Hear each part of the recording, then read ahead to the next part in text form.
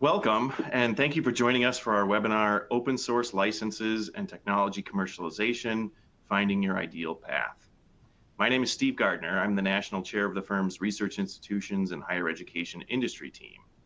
I'm a partner in our firm's Madison office, and I'm also a patent attorney with a scientific background in computer engineering. Although part of my practice doesn't deal just with patents, but also all sorts of IP transactions, including software and open source licensing. I'm joined today by Heather Bukta from our Phoenix office, whom you will hear from shortly. We'll begin the presentation as soon as we cover a few logistic items. Our manner of recording CLE credit has changed a little bit, and I'll just preface this by saying don't shoot the messenger. All comments in today's webinar are off the record and not for publication. All attendees are in listen-only mode, but we welcome your questions via the Q&A box located below the slides in the webinar dashboard. If we don't have time to answer all questions during the webinar, you can give us your email address and we can follow up over email, or you can email either of us. Our email addresses are on the screen now. Quarles is happy to be able to provide CLE credit in most U.S. jurisdictions for Quarles webinars. As of April 2024, the American Bar Association now manages the CLE applications, attendance submission, and certificate of attendance for our external webinars. We have updated procedures for tracking attendance for CLE credit. They include you must be logged in, participating from your own device, and need to actively watch the entire webinar. Please watch for pop-ups, which will have an audio notification that will appear at several random times during the webinar. You must click on the pop-up polls to verify your attendance. Regulators require attendance to be verified in some jurisdictions, and this procedure meets that requirement. Please take a moment to review the resources box below the video feed, where you'll find a copy of today's slide presentations, a survey link to share your feedback, and CLE application information. You can access closed captioning during the live webinar by clicking on the CC icon in the lower right-hand corner of the video player. Today's webinar is being recorded. All registrants will receive the on-demand link within a few days. With that, we'll get started. And Heather, I will turn it to you. Perfect. Thanks, Steve. So I'll touch a little bit on the agenda that we'll get to. First and foremost, I'll introduce myself. I'm a partner in our Phoenix office, as Steve has mentioned. Thank you all for joining us today. I will reiterate what Steve said about questions. Please do send in your questions. We will try to monitor the Q&A box as we go and try to address what we can. I've been practicing in the IT space for over 20 years and dealing with the fun of open source along the way. And so certainly happy to take this journey with you. From an agenda perspective, we're going to touch a little bit on the background and a little bit of context to give us some level set, I guess I should say, for the conversation that we're going to have. And then we'll go through some of the initial considerations that we have for as you guys consider what you might want to use for source code licensing and software licensing. We'll touch on a couple of case studies, look at the various types of licenses that are out there, at least some of the types of licenses, and then leave time for questions at the end. But as I mentioned, we encourage folks to submit questions during the course, and we'll try to touch base on those. So with that, what is open source? And if you take nothing else away from our conversation today, take away this. None of us use the term appropriately. Very few of us use the term appropriately. Generally, we use the term open source to mean source available without charge. We use it when we're talking about software that may have, ownership risks or security risks because of where it came from or what terms it was licensed under. That's usually what we mean when we use the term open source. Essentially, the concept of open source encompasses the concept of free software as well. So hopefully, as we go through the next couple of slides, and we start talking about some of this terminology, you can start to think a little more broadly about what might fit your own commercialization and licensing needs within these constructs. So what is free software? Free software is not generally a term that we typically use. It's free as in concept, not as in price. And as I talk through a little bit of the history and context here, you'll understand why. The concept is that of free software is that we respect users' freedom and the software community. And essentially with free software, you've got 4 essential freedoms. The ability to run the software, the ability to study and change it, redistribute exactly what the software is, and the ability to distribute modifications of that software. Essentially, those 4 freedoms are what constitutes the concept of free software. This does not necessarily mean free as in price. In fact, free software may come with a fee. And if you want some additional context, if you go back to some of the history and look at the free software movement, the Free Software Foundation started back in the 80s. And essentially looked at software as an instrument of unjust power. If you read through some of the history, you will see words like tyrant and disaster and all kinds of terminology that tells you exactly what they were feeling and thinking when they started this movement back in the 80s. The Free Software Foundation were the folks that initially designed the GPL. And again, if anybody's looking for a good weekend, open up a bottle of wine and try to read the GPL if you have not yet taken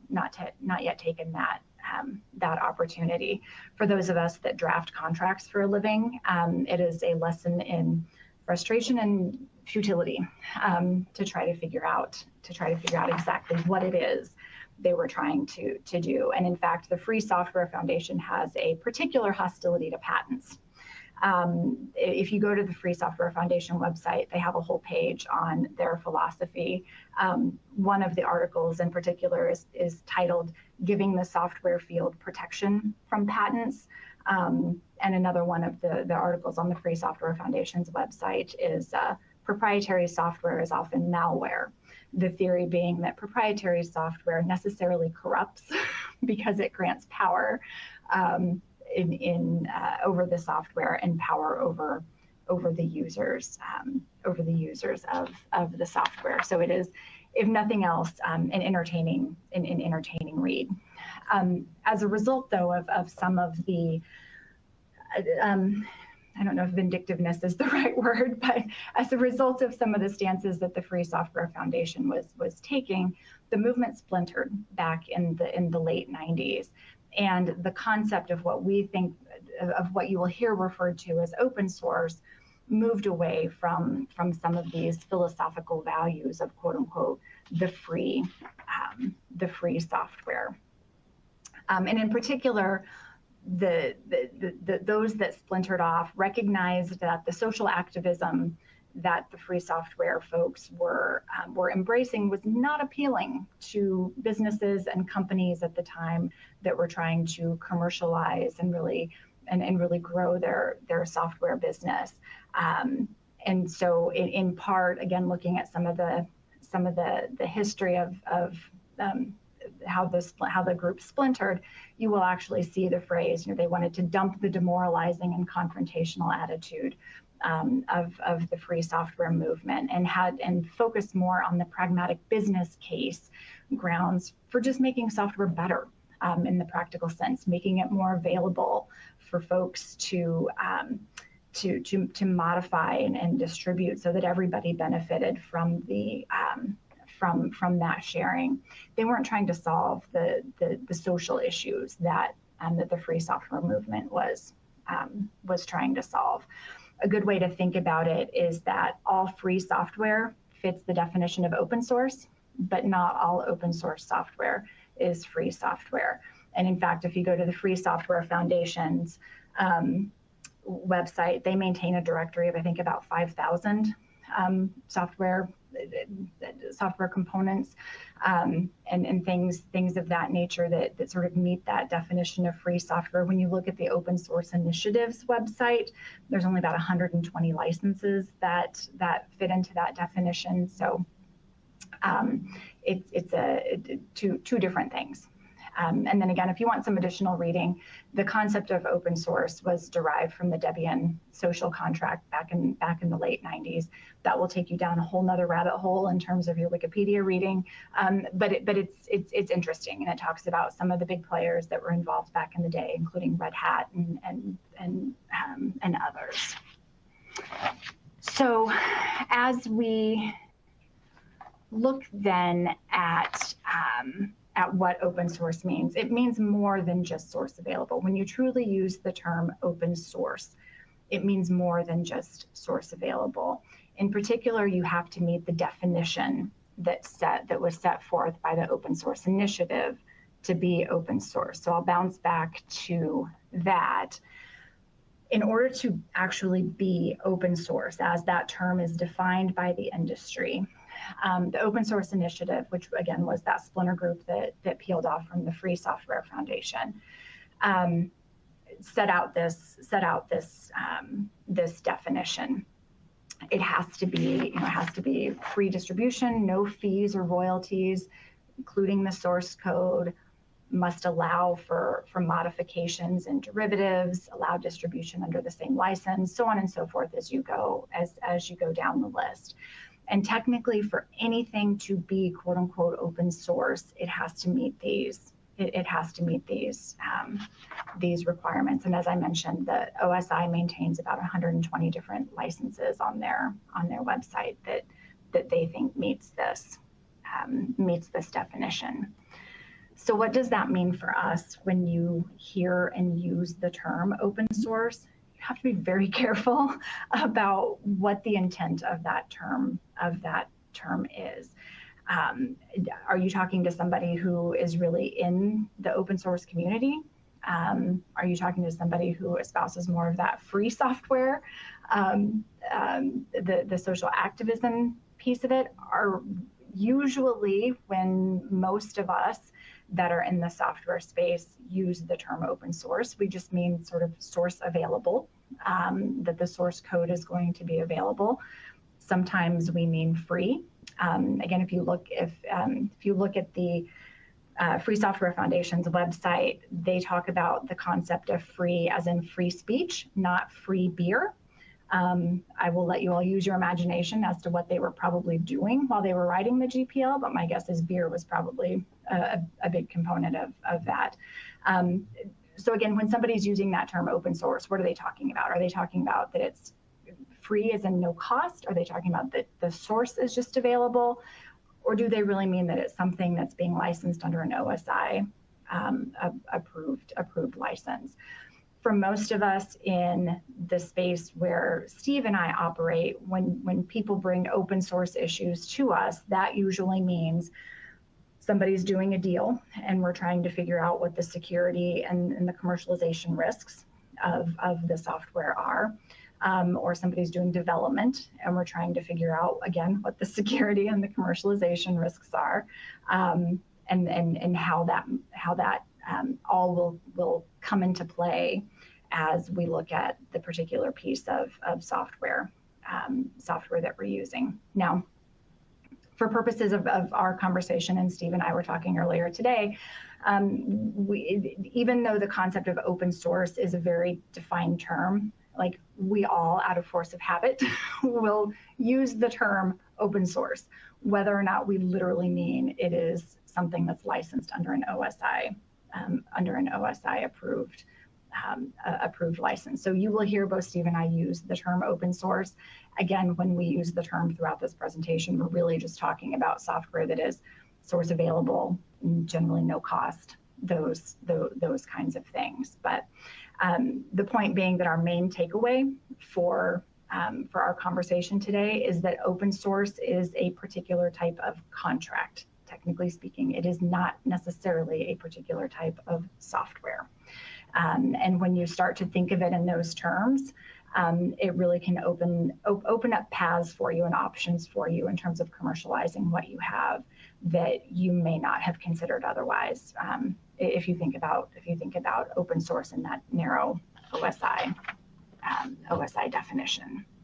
One thing I'll mention, Heather, if you jump back to the OSI definition, there's a clause in there that says don't discriminate against any user. And that's not just sort of the standard sort of discrimination language that you think of in like the constitutional sense. It means any user, like for-profit users, competitors, nonprofit users, individuals, companies. So if you Google, what's an example of a non-commercial limited open source license, you won't find anything because that's a non sequitur. It's you're either limited to non-commercial purposes or you're open source. You can't be both. So sometimes as you're talking to software developers at your company or research faculty and they say, I want this to be open source, it's hard to know whether they really mean, I want this to be open source in the sense that OSI means this, because there have been just countless times I've been on, invention disclosure calls or talking with clients about licensing, and the developers think that the open source license they chose limits to non-commercial purposes or only just research purposes, and there's really no such thing. In fact, that's actually very rare and not standardized really at all. It's mostly sort of custom licenses, which we'll get to towards the end of the presentation. But just as a nomenclature thing, it's not just the average layperson that gets this wrong, it's even developers. Absolutely. Absolutely. So what are some of the initial considerations you need to be taking into account and thinking of as you look at this issue? You get a question, as Steve mentioned, you get a question of, I want to make this open source. What do you, start with the conversation we just had, what do you mean by that? But B, your next step is, what are some of the initial considerations that you need to take into account? First and foremost, I'll make mention of the point that we're here today talking about commercialization, and that necessarily in my mind means that we're looking at licensing out. Anytime you have these kinds of software issues and license issues, there's also the flip side of that and what you need to consider when you're licensing stuff in. We'll mention a couple of things to consider when you're licensing in, but given our topic today and given the focus of our conversation, we will focus everything on considerations for licensing out and actually commercializing what you have.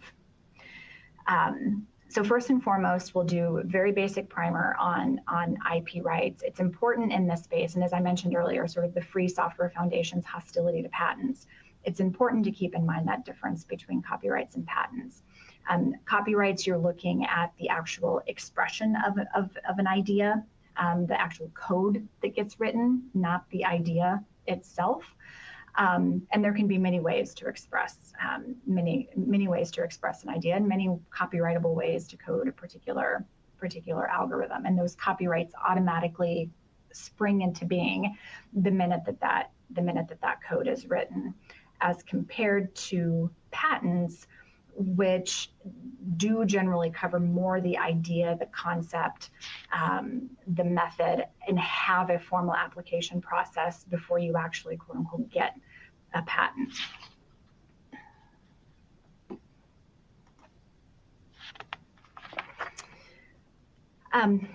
One of the things to think about in particular as you look at what you want to be thinking about in these initial considerations, particularly from an IP perspective, any license you attach to anything we're talking about here is necessarily going to impact those intellectual property rights, as well as your ability to enforce them. That's the whole point of a license. And so it's not something to necessarily be undertaken lightly.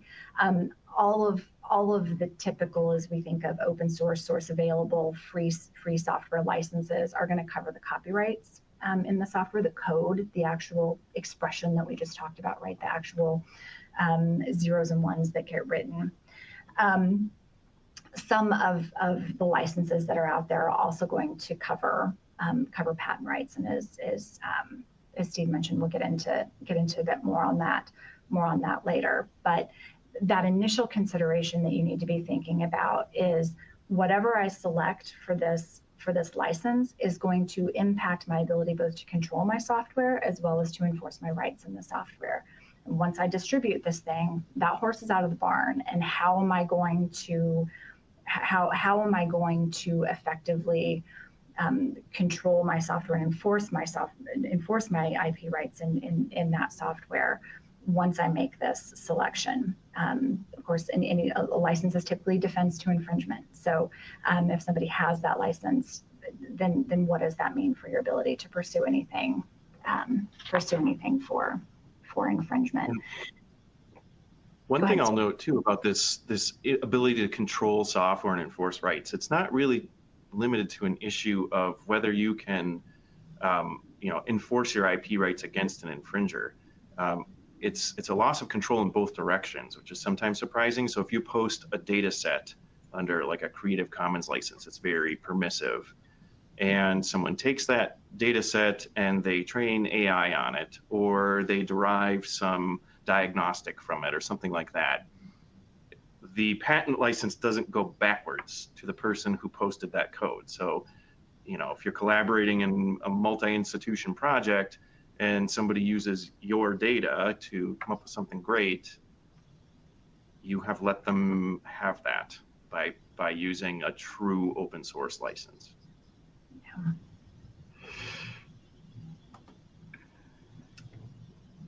So the next thing to consider as you look at some of these initial considerations are some of the contractual obligations that you may be subject to with respect to the particular project that you're working on. Steve, I don't know if you want to touch on some of these. Yeah. So from the sort of academic research standpoint, there's always going to be research grants involved. And what winds up happening is when faculty members or researchers are applying for a grant, that's the point at which they have to have their data management plan. And that's a term of art, capital D, data management plan. It's typically like a 2-page document that's going to require some kind of plan for how you will make data or software. Those two things go hand in hand as far as the federal funding agencies are concerned. How will you make it publicly accessible? And I think to the point we started with on nomenclature, many researchers and software developers read that as open source. But there are actually guidance documents on like NSF's website and NIH where they say we specifically chose the word publicly accessible because we don't mean open source.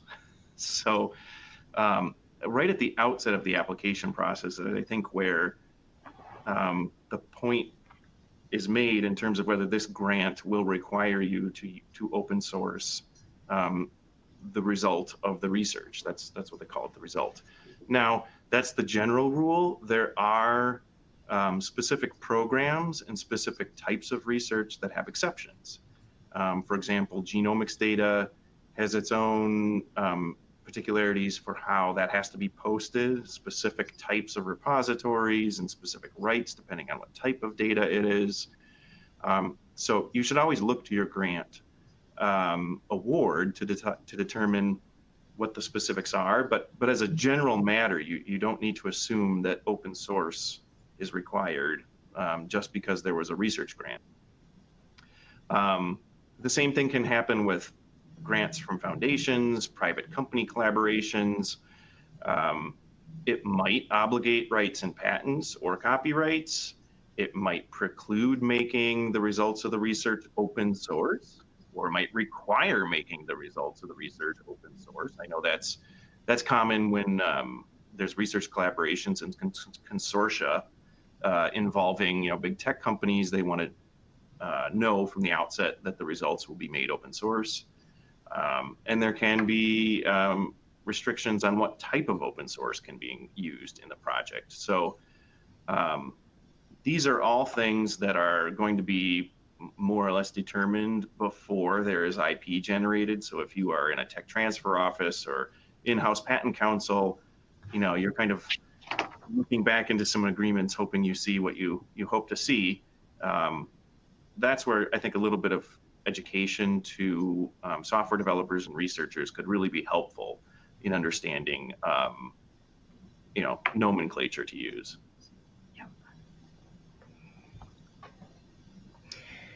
So next thing to take into account as part of those initial considerations, and this starts to get into some of the details of what Steve just mentioned.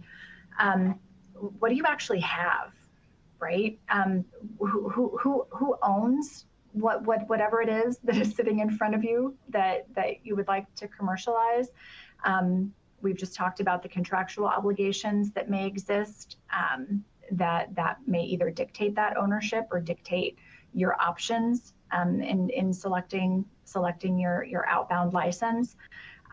If you are in a research institution, what institutional policies apply, and who else was involved in the creation of whatever it is that's sitting in front of you. Do you have co-developers, whether at the institutional level or at the independent contractor level, but fleshing out what it is you actually have and who has the ownership rights essentially in what that is. Because again, we just went through the conversation, right? That whatever license you select is necessarily going to impact your ability to enforce intellectual property rights and controlling the distribution of the software that you have in front of you. And so understanding what it is you actually have sitting there and who has rights to it is a necessary step to be able to figure out your best license selection. One of the pieces of that conversation is what else is in the software code that I'm looking at that I want to commercialize, and here's where your inbound licensing questions come into play. Has somebody pulled in some additional open source components that are subject to their own licenses, and what are the terms of that license? It could be an OSI license. It could be just a source available license. It could be it could be like true free software license. What are those restrictions that are applying to the code that is currently sitting in this either repository or this file that's in front of me? Bit of advice there is, are you conducting audits as you look whether at the front end, requiring developers to keep logs of what stuff is going in the project, or on the back end at a minimum running something like a black duck survey or analysis of some kind to identify the third party and open source available components that are in your project. The other thing to consider at this stage is how is the software program intended to be used? Is it something that truly needs to be distributed? Is it something that is only going to be made available in a hosted environment? That will necessarily lead you perhaps one way or another down the path of what license would be most appropriate. Remember, anytime you are truly distributing software, getting back to the issue of the horse being out of the barn. If you're truly distributing something, it is somebody else now has physical control over a copy of that code. Versus if you are keeping it in a hosted environment, you maintain that physical control. And so the practical realities of that risk paradigm are something that you should be taking into account in deciding what license might be appropriate. From my perspective, this piece of the analysis of these initial considerations are really sort of derivatives of the first two that we talked about, right? What IP do I have in it, and what contractual considerations do I have? This is just taking it down to that next level and that next detailed step to really flesh that out flush that out a little bit.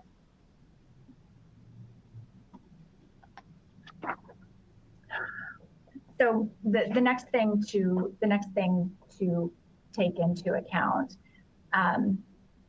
you figured out what IP you have, you figured out what contractual obligations you have, figured out kind of what you have sitting in front of you and how you anticipate it's going to be distributed.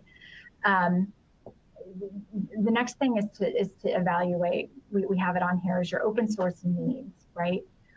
What do you really need it to be, quote unquote, open source? What are your goals with respect to distribution of this? Is it just publicity? You just want this distributed because you want your name attached to it? In that case, you're going to want it really easy to distribute, and you're going to want it really easy for people to adopt. Do you want to generate revenue? Is that your goal with distribution and commercialization? In that case, you probably don't want to use anything that we're talking about today.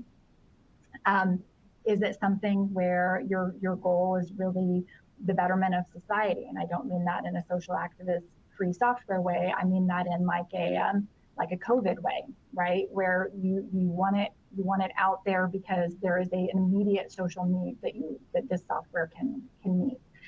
Again, in that case, you're going to want it easy to distribute and easy to adopt.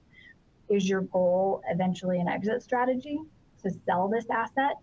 In that case, certain licenses that are typically thought of as open source or source available are going to strike a different chord with any potential acquirer of the asset. And bearing that in mind on the front end will save you a lot of headache on the back end.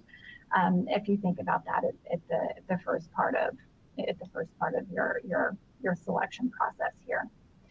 So once you kind of understand your goals, then how do you capture, what are your additional, are there any additional concerns, right, that you need to bring to the table?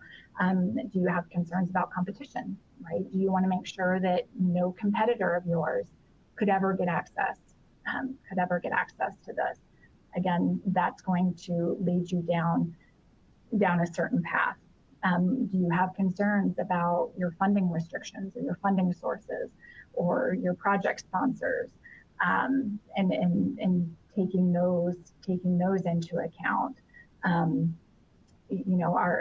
there sales commissions involved? In which case you need those royalties. Like, again, addressing those practical business concerns.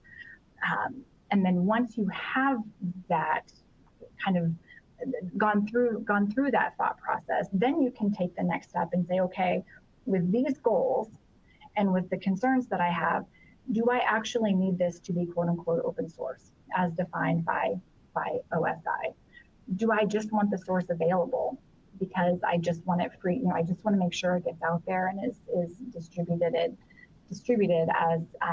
as freely as possible. Are my project sponsors really more concerned about the societal issues that the Free Software Foundation is trying to address? If so, that may drive me more towards some of those free software licenses. And I think most importantly, maybe not most importantly, but a key piece of this analysis is, how much am I willing, or can I, how much ability do I have to actually impact the intellectual property rights for all of the constituencies involved here? My developers, my funders, my institution, anybody that can have any ownership right in the intellectual property that we have here. What grant of authority do I have to make that decision on behalf of all of those constituencies? And then the last thing that I'll mention here, what community am I in? And I don't mean that, I mean that in the context of what kind of software community am I in, right? Is this a project that is specific to WordPress? And therefore, everybody knows that if you're working in WordPress, then you should really be using a GPL type license. Or is this really a project that is stemming from the entire Apache development community, in which case I should probably be using the Apache license. I mean, so thinking about thinking about the nature of, again, what it is that you have in front of you and what software community you're operating in may also dictate what kind of licenses you need to be thinking about.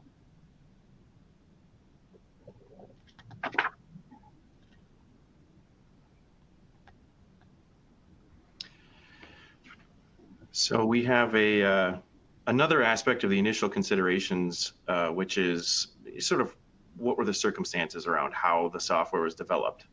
And it's always reassuring to me when I'm presenting that you get a question in the chat and the answer is on the next slide. That means the train of thought is running true.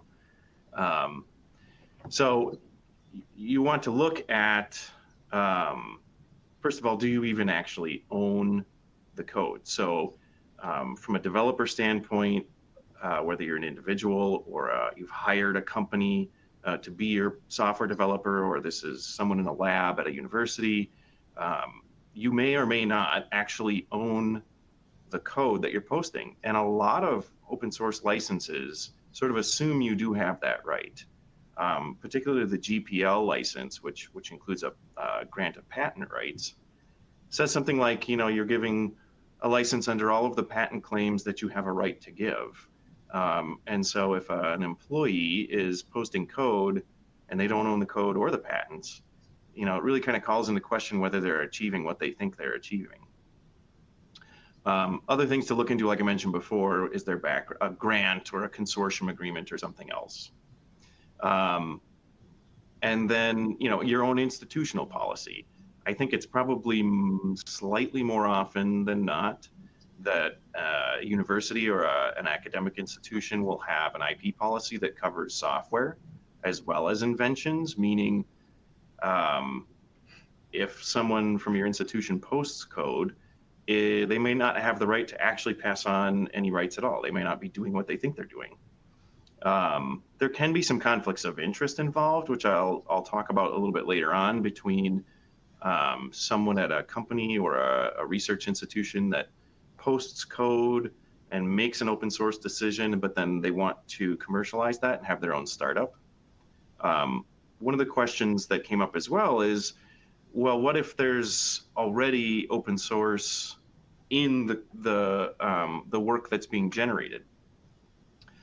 So that's what's called, that question relates to what's called copy left. And we'll get to that a little bit later on as well. But, if the code that you're depositing is sort of a fork off of an existing open source license, you need to know whether that underlying code was a copy left open source license or not.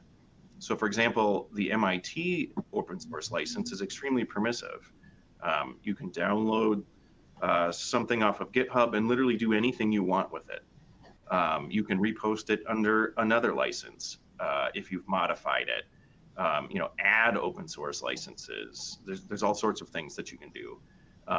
GPL, as a contrast, will require you to, if you repost it, to use a GPL license. So that's another thing to sort of look at, not only what grants applied, but where else you were drawing from when code was developed.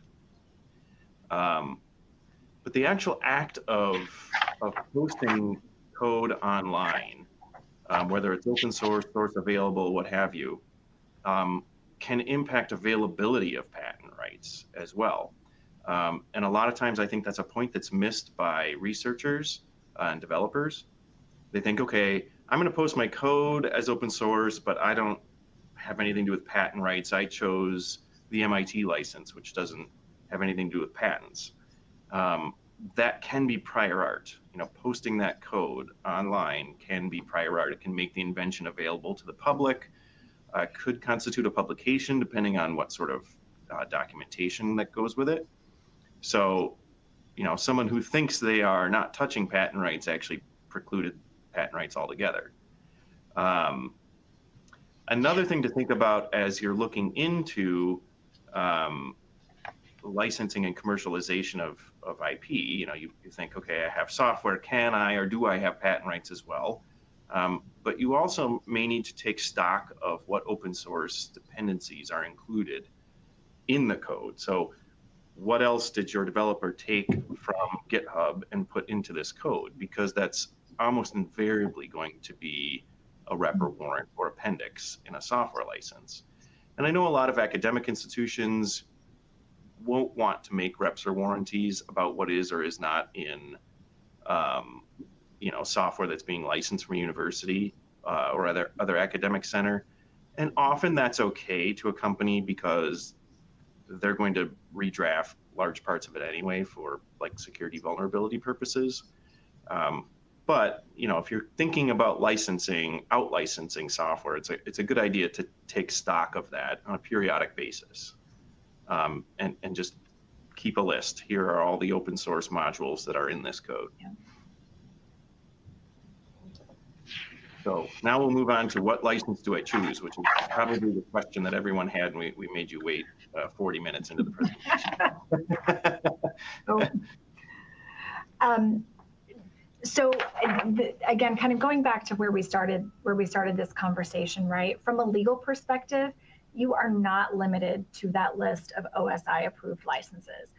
Unless all the analysis you just went through for some reason dictates that you have to have an OSI approved license. You have flexibility. I mean, so if you go to opensource.org, that's where you're going to see some of the full OSI list of licenses that is out there. But if you can't get one of those to fit, then you're not necessarily locked into that, again, unless some of these previous considerations dictate. You just technically then aren't quote unquote open source, right? Because open source is tied to that OSI definition. The term that you'll see is usually like source available, as opposed to open source. And I will say, kind of having done this for as long as I have, the terminology for source available, I'm seeing it more frequently. I'm seeing it more frequently as some of this stuff gets fleshed out a little bit. And so I think it's and the other interesting piece that I'll add on there is, as you look at if you were to Google up sort of source available licenses, the dates that some of those licenses were generated have all been within the last 10 years, versus when you look at like the GPL that was been around since 98, right? So the sophistication of some of the thinking in this space is changing, to recognize the fact that quote unquote open source and just OSI does not necessarily meet everybody's needs. So let's take a look at some case studies, and see where that kind of takes us. And again, hopefully, continue to pop your questions into the chat.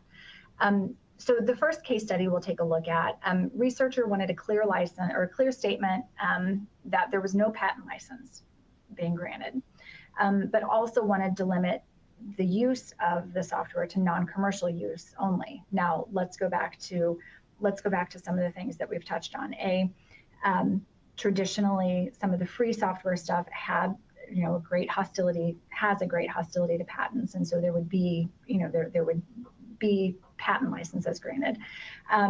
But they also say, as Steve pointed out earlier, that you can't discriminate against users, and stating that the software could only be used for non-commercial use. You start to see some of the issues pop up on what am I going to pick here.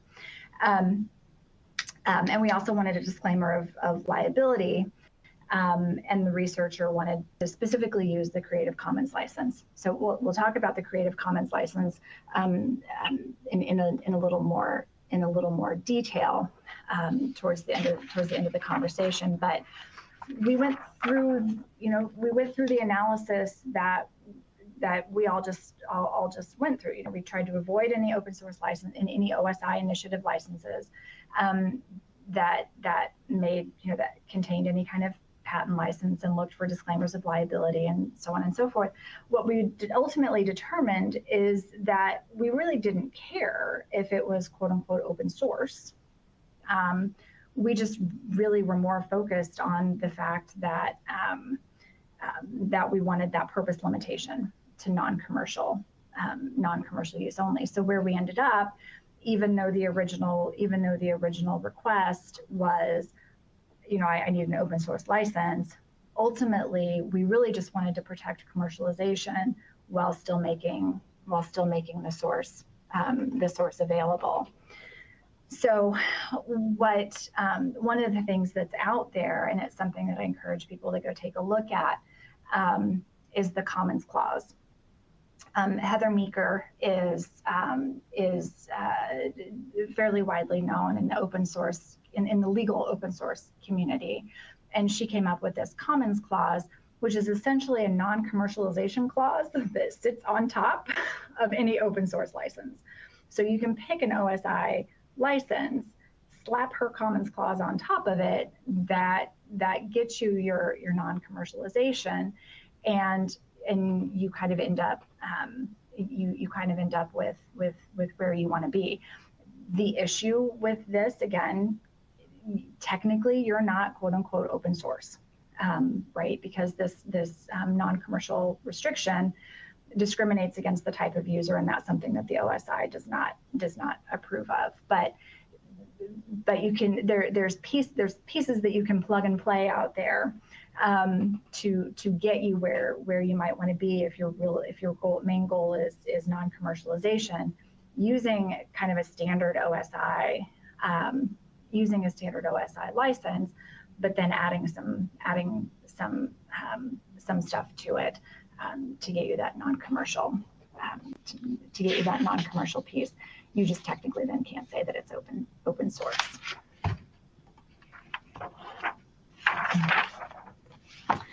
So let's move on to example 2. Yep.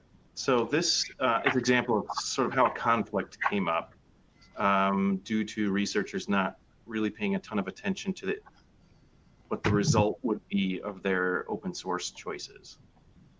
So there's an original researcher, we'll just say researcher, adopted a kernel framework, so sort of like an operating system for a specific platform, from another member of a department, and it was posted using the MIT open source license. It's very permissive. So then the researcher developed a new application that uses that framework. So think of like compiling with a library file that you got from somewhere else, and posted the whole package online via the Apache license, which is also very permissive, but includes a patent license, unlike the MIT open source license. So then the researcher creates a startup and wants to build widgets and sell them that have this software installed. And that's where the conflict of interest arose, because the faculty members' widgets that have this software on them would have been royalty bearing under a patent owned by the university, but for the fact that that faculty member posted using the Apache license. And so wearing, his or her university hat, I am going to post code via Apache. Then wearing startup hat, you think, great, look at this code that I need. It just happens to be available with an existing patent license. Eventually this was sort of dealt with, and of course nobody wanted to have that appearance persisting, so the startup took a license anyway. But really just not totally thinking through, do I need it to be open source and really have all of this sort of freedom, or perhaps could there have been like a academic use only or a Commons Clause applied that might have avoided the conflict. Another example, code was posted, GPL version 3, university patents the invention, it's being marketed, and then time goes by and there's not a lot of uptake. I mean, it is available as open source as well, but software company approaches the tech transfer office and says, hey, we want a direct license to your IP because GPL version 3 is on our no list. And so companies that are heavy into software have lists of always, sometimes, and never for open source and source available type licenses. And so that can be a commercialization strategy, whether you're a startup or a university, to post your code under just the most toxic copyleft open source license, knowing that a true commercial player would never go to market using that if they were going to distribute code, because it would sort of infect all the rest of their software. So that is also a strategy. We did get a question on some other examples of sort of source available licenses as an alternative to the Commons Clause. There are a few out there. I wouldn't say any of them are standard, and not many have taken off. One example is Polyform. They have several. I had it up ready to go in case I got this question. There's a non-commercial, there's a perimeter, a shield, a strict, an internal, small business, free trial, countdown. There's lots of versions of it. If you actually click on any of them, they're cumbersome. It's not going to be something that a lot of other companies are accustomed to seeing, and probably not a lot of researchers are accustomed to seeing this. Right. Which is why Heather and I sort of thought maybe the Commons Clause helps, because at least you can say, I'm going to post my code on MIT with Commons Clause, you know, and there's at least some recognition of everything else in the license.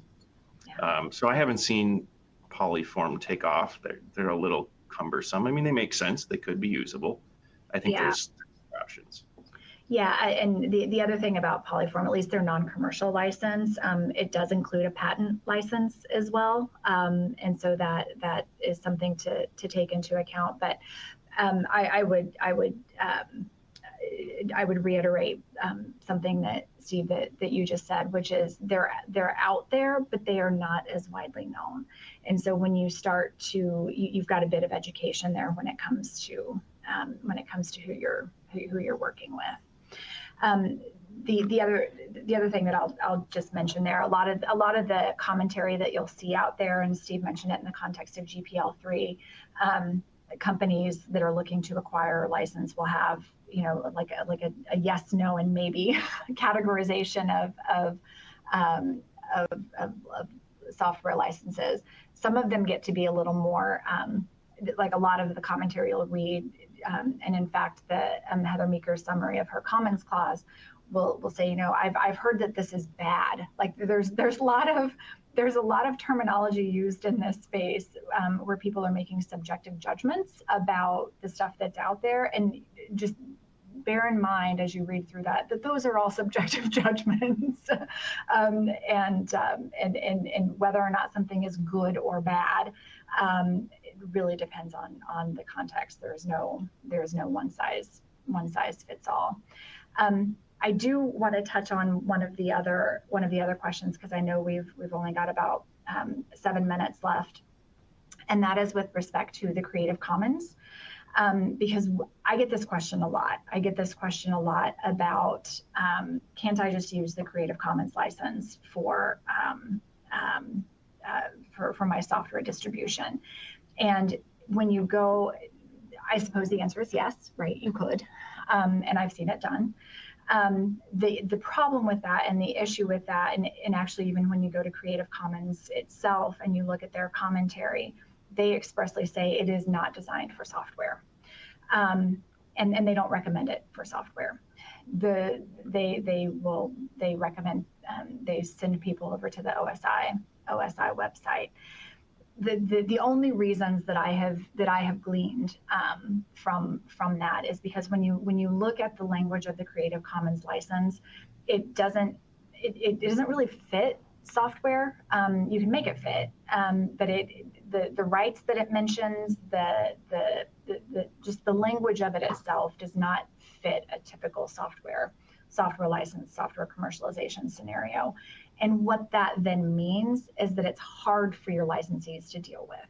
It's hard for them to comply with it. It's hard, you know, potentially hard for you to enforce. Like it just doesn't quite work. I've seen it done, but again, I think if your goal is really just source availability, which is why I think most people use the Creative Commons licensing scheme, there are better ways to do it. And so that, anyway, for what it's worth, that's Those are some of our thoughts on some of my thoughts anyway. I shouldn't attribute my thoughts to Steve, but some of my thoughts on the Creative Commons license. I sort of jumped ahead in the slides because one of the reasons people like Creative Commons is there's like a bunch of different versions and adaptations of it. That exists in open source software licenses as well.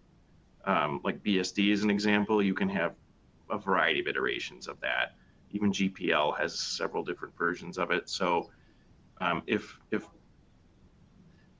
people resort to Creative Commons because it's got adaptability, that you can get that adaptability elsewhere. Yeah, it's a good point. So let's bounce back a couple. So jumping to kind of the last topic that we have here, which are the types of licenses that are out there. Obviously, you've got the OSI approved, and you've got folks that are familiar with that spectrum. You've got the permissive weak licenses at one end, the MIT, the BSD. You've got the strong copyleft at the other end, the GPL, the AGPL, and you've got stuff across the middle. If you're not limited to quote unquote true open source, the sky's the limit in terms of what you want to use. And if there's something out there that you don't want to use or that doesn't quite fit, there is nothing to say that you can't draft your own. USC has materials on their website, particularly for the non-commercial research only uses that they were trying to get at. They ran into the same problem that Steve and I hear folks complain about all the time. I want to distribute something as open source, thinking that they're limited to that list of OSI license. That means I have to distribute it under either MIT or Apache or GPL, and none of those have the commercialization restrictions that I want. USC wrote their own. USC Research License version 1.0 is out there. It's 4 paragraphs. So in my mind, along the lines and complexities of the MIT or the BSD, limiting to the software to academic, non-commercial use. There's a warranty disclaimer. There's a limitation of liability, and showing their sophistication, a contact for how to obtain a commercial license, and ongoing support and maintenance for the software. So it's a great lesson in terms of if there's not something out there that's fitting your scenario, then find one that is. And sorry, University of Southern California is the USC I was referring to. Otherwise, there is a as you're looking at what to choose. I'm always surprised that there's not a better, open source choose your license adventure kind of website that's out there. Choosealicense.com that we've got here on the screen is one of the best that I've found. These are snippets from their website that kind of give you the high level of the permissions and the conditions of some of the licenses that are out there. One of the things I want to caution folks, and this is going back, I know this is an eye chart, but going back to this BSD slide that Steve mentioned earlier, a lot of folks will say BSD, and we kind of like stick that in one category in our mind.